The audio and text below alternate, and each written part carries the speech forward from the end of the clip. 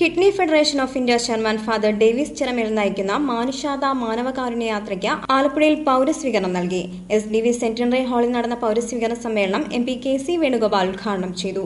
സമൂഹത്തിലെ വിപത്തായി മദ്യവും മയക്കുമരുന്നും മാറിയുന്ന ഉദ്ഘാടന പ്രസംഗത്തിൽ MP KC വേണുഗോപാൽ പറഞ്ഞു. ജനങ്ങൾ അതിനെ സഹായിക്കാനുള്ള മനസ്സുമായി ബന്ധിക്കും. അപ്പൊ നന്മയുടെ അംശം ആരിലും ചോർന്നു പോയിട്ടില്ല, അതിനെ ഉണർത്തുകയാണ് ആവശ്യം എന്ന് തെളിയിക്കുന്ന സംഭവങ്ങളാണ് നമ്മുടെ ചുറ്റുപാടും ഇപ്പോൾ നടന്നുകൊണ്ടിരിക്കുന്നത്. നമുക്കിപ്പോൾ രക്ഷ നേടാൻ കഴിഞ്ഞിട്ടുണ്ട്. അപ്പോൾ അവയവദാനത്തിന് എവിടെയോ ആലപ്പുഴയിൽ നമുക്കറിയാം, സ്വാതി എന്ന് പറയുന്ന പെൺകുട്ടി,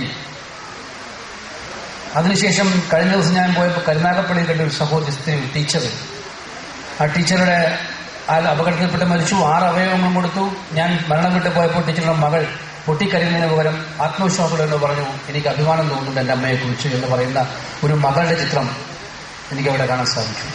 ജില്ലയിൽ കുട്ടികൾ പോലും ലഹരിക്ക് അടിമപ്പെടുന്നത് വസ്തുതയാണെന്ന് പറഞ്ഞ MP, നമ്മുടെ ജീവിതം കൊണ്ട് ഏതെങ്കിലും ജീവിതത്തെ മരണത്തിൽ നിന്നും രക്ഷിക്കാൻ കഴിയുക എന്നതാണ് അവയവദാനത്തിന്റെ മഹത് സന്ദേശമെന്നും അഭിപ്രായപ്പെട്ടു. സ്വാഗത സംഘം ചെയർമാൻ J. കൃഷ്ണൻ അധ്യക്ഷത വഹിച്ചു. പൌരസ്വീകരണം ഏറ്റുവാങ്ങിയ ഫാദർ ഡേവിസ് ചിറമേൽ അപരന് വേണ്ടി നാം ജീവിക്കുന്നുവെങ്കിൽ നമ്മുടെ ജീവിതം പരാജയമല്ലെന്നും മനുഷ്യനെ മനുഷ്യനാക്കുന്നത് സഹജീവികളോടുള്ള സ്നേഹവും നന്മയുമാണെന്നും ഓർമ്മപ്പെടുത്തി. അച്ഛൻ്റെ അടുത്ത് കുറെ ആൾക്കാരുണ്ടല്ലോ, ആൾക്കാരുണ്ട്.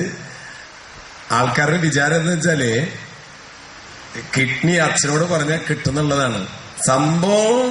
കിഡ്നി നിറച്ച് ഞാൻ കാണുന്നുണ്ട്. ഇപ്പൊ തന്നെ എന്തോരം കിഡ്നി എന്റെ മുമ്പിൽ ഇരിക്കണെന്നറിയാം. പക്ഷെ സംഭവം നമ്മുടെ കയ്യിൽ കിട്ടില്ല.